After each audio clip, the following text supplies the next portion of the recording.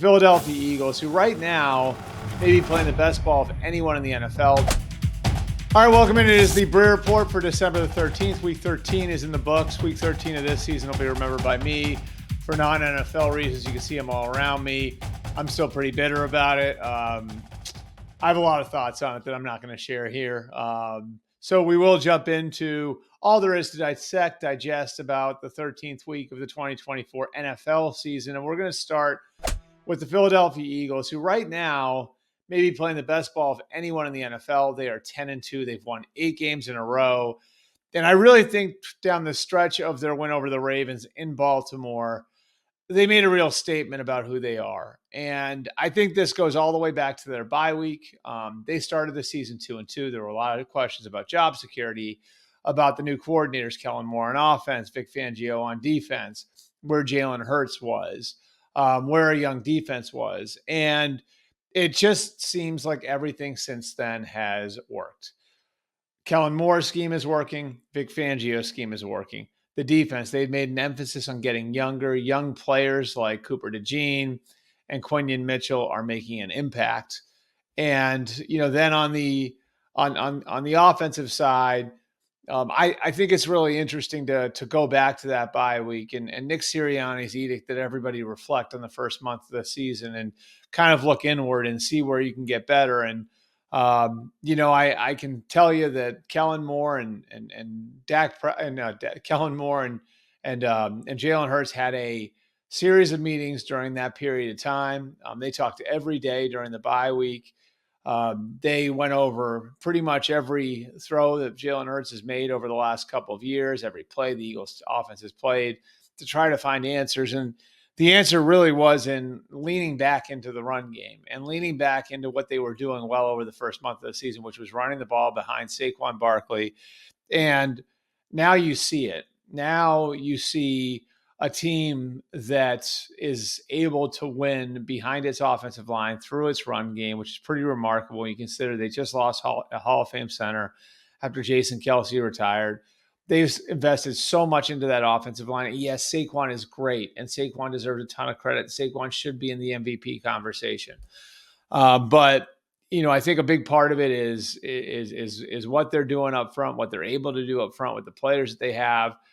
And then, being able to do a multitude of things with Saquon. And so, I think during that bye week in week 5, they were able to kind of figure out what their identity was going to be going forward. And that identity was going to be running the ball, throwing off of play action, leaning into Saquon Barkley as their receivers got healthier. And then in this game against Baltimore, we saw it at the very end where in that final drive, that final touchdown drive, they're able to run the ball 3 times for 50 yards. Saquon has a 25-yard touchdown. Then after that, just grind the clock down. Just a phenomenal job in the run game by the Eagles. Barely threw the ball in the fourth quarter. Imposed their will on a good Baltimore defense. Maybe it isn't what it was, but to be able to do that in that environment and that sort of stage against that team, I think is really, really impressive. And their ability to, again, just figure it out up front. And as they go, they lose a piece like Jason Kelce, and they had to play a few weeks without Jordan Mailata, and having Mailata and Lane Johnson at tackle, and finding Mekhi Becton and drafting Cam Jurgens and all the different things that they've done to make sure that offensive line is where it needs to be consistently. Howie Roseman and his group deserve a ton of credit for it. And then the defense. I mean, I think you look at like what Jalen Carter is doing for them on the inside. Like I said, the rookie DBs, they're younger across the board. Basically in the space of a year, they went from looking old and a little stagnant on defense to being young and athletic all over the place, which is pretty remarkable. So, I think in a lot of ways, this is, an Eagles team that is going to be very dangerous when the playoff starts because of the amount of ways that they can beat you, the amount of answers that they have for you. And again, it's a huge credit to that entire program for being where they are after the way the season started. and having the roster that they do, is a huge credit to the people who put it together. Of course, that starts with Howie Roseman. All right, our second topic for Week 13 going into Week 14. I think we saw a little something from the Buffalo Bills on Sunday night, and yes, the Niners were depleted, and that Niners team is obviously in a very difficult spot now where they're kind of caught in the in-between, where some of their players are aging. George Kittle's older, beat up. Trent Williams, older, beat up. It feels like some of their defensive players that aren't as old, Fred Warner, Nick Bosa, the mileage on their body starting to take a toll. Christian McCaffrey at the running back position, obviously, it feels like all of the work that he's gotten since he came into the league may finally be starting to add up. This is his 8th NFL season, which is deep into a running back career.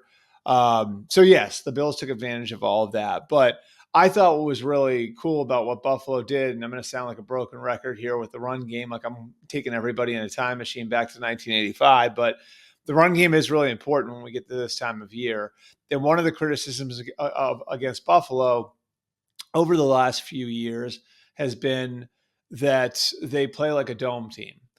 For a team that's in Western New York and has to play in the elements, it's almost felt like at points like they've been at a disadvantage playing in the elements.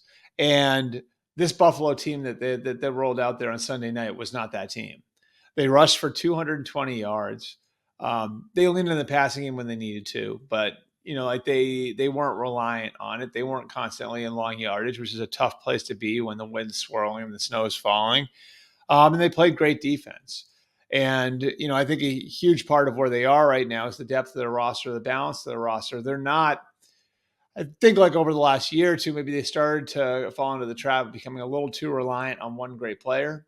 And I think that's why the Chiefs beat them the last couple of years. If you look at it like where, the Chiefs traded Tyreek Hill, and Tyreek's a great player, no question about it. But, given the choice with a big quarterback contract on the books, they chose to build a roster that was balanced, that wasn't overly reliant on one element because of the one great player that's there. And he's not the only great player in Kansas City. Obviously, Chris Jones and Travis Kelce are there, but they chose to build a more balanced roster. I think Buffalo made that choice when they were faced with the realities of having a big quarterback contract here this offseason in particular. And you can see it with the depth across their roster and how they're able to beat you with multiple people. And so their running game is James Cook, but it's also Ty Johnson and Ray Davis. In the passing game, you see it with Amari Cooper and Khalil Shakir and Dalton Knox. And this week, they were able to do it without Dalton Kincaid out there. And then the defense is answered all over the place. And it's Greg Rousseau, it's Ed Oliver, it's Von Miller coming back and contributing now. You see a team that's balanced, that can win different ways, and that now is an all-weather team. And so my big takeaway from Bills Niners would be where the Niners are, but I was just so impressed with where the Bills are too. I think it's the reality of looking where you're at and the reality of knowing the games that you're going to have to win. And, they're kind of like a college football blue blood now. When you've got a quarterback like that, you're kind of like a college football blue blood where you should win 60, 70% of your games rolling out of bed. And really how you're going to be judged is how you win the remaining 20 to 30%. And because of the way the calendar sets up and because of where the Bills are located, a good chance that a good chunk of those games, those remaining games that are going to be what you're judged on, are going to be played in the elements, are going to be played in cold weather. And I think it's a team that's much more equipped now to win in cold weather and to win in the elements and to win in those high leverage situations than it has been in the past. And that's, I think, a credit to maybe some people with the Bills looking in the mirror and building the team a little bit differently. And I think now you see a Bills team again that's more equipped to win in January. And for my money right now, probably should be the favorite to come out of the AFC and win the Super Bowl.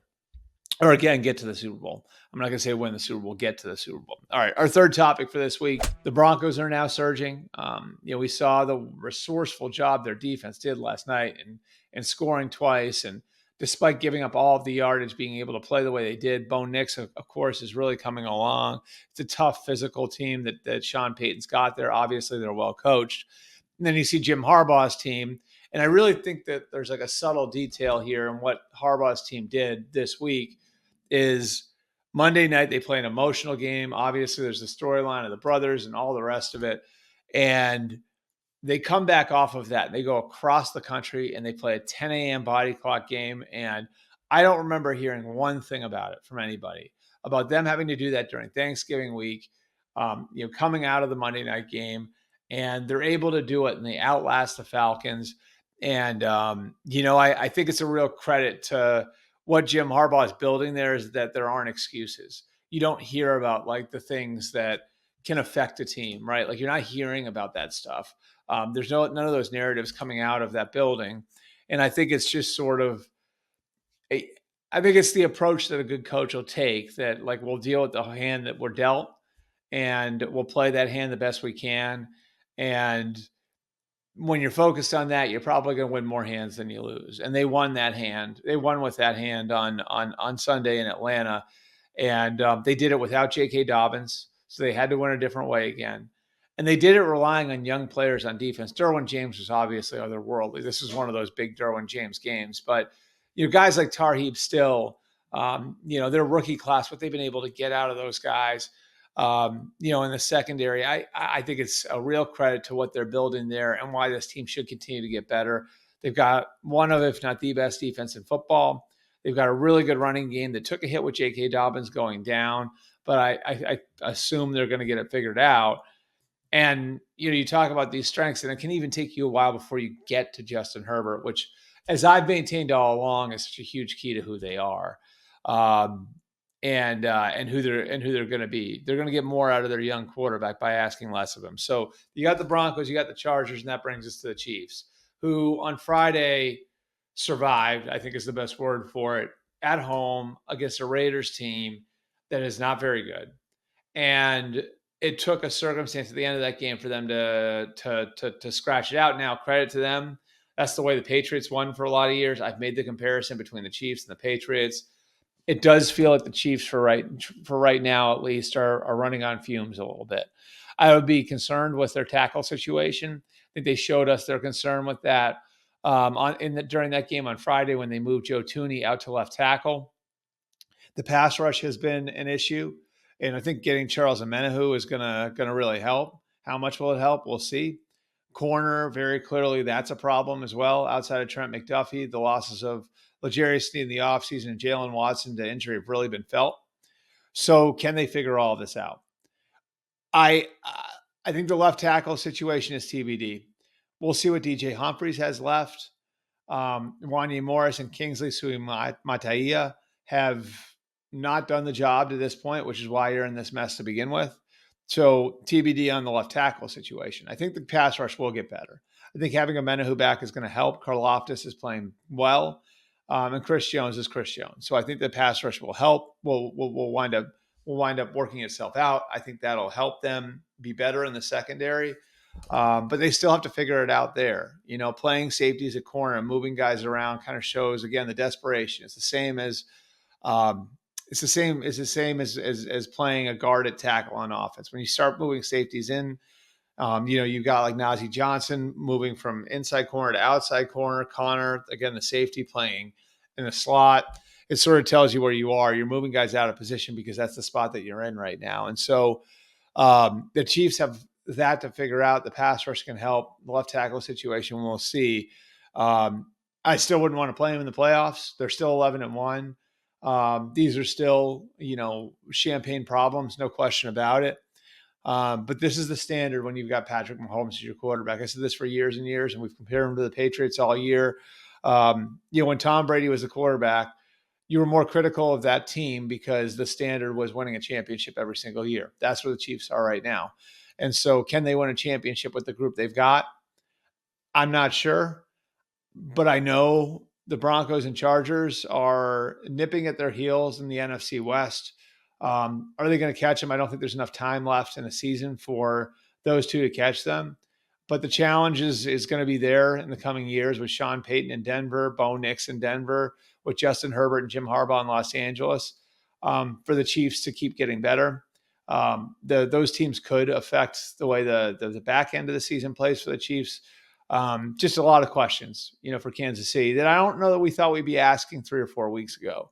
So it should be fascinating to see what happens with the Chiefs going forward. But at this point, based on the information we have, even though the Bills don't have the record the Chiefs do, I don't think the Bills beating them a couple of weeks ago is a fluke. I would say the Bills are the favorite right now in the AFC.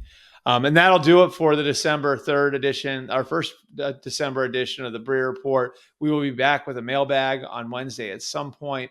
And then we'll come back with another Breer Report on Friday after the big Thursday night kickoff to Week 14 between the Packers and Lions. Appreciate you guys coming out. We'll see you guys Wednesday.